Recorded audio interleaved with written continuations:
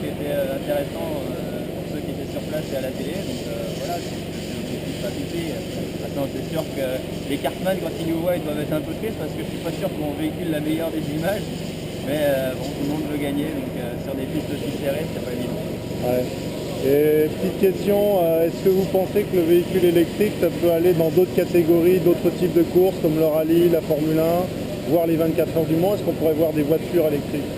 Je pense que pour l'endurance, l'application est quand même difficile à trouver. On n'a pas pour l'instant des économies qui sont vraiment suffisantes, je dirais, avec des niveaux de carbo élevés pour réellement pouvoir enchaîner les relais et autres. Mais bon, sur du sprint, en tout cas, c'est sûr que l'application, elle est toute trouvée. Et, ici, en indoor, c'est un gros plus. Le seul truc, c'est de réussir à faire la transition dans les mentalités pour que les gens n'aient pas l'impression qu'il leur manque quelque chose.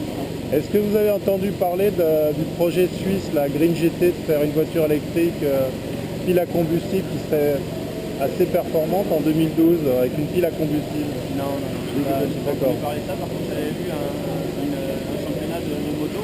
Ouais.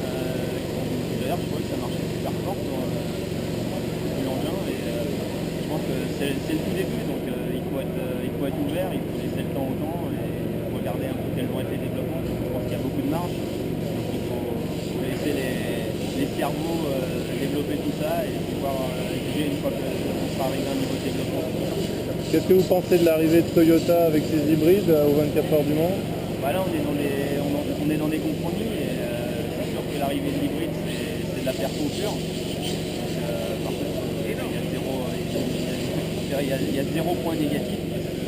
Ça ne change pas le comportement de la voiture outre mesure. Par contre, c'est de la performance instantanée. Tout ce qui est gratuit et qui peut aller plus vite, en général, on comprend.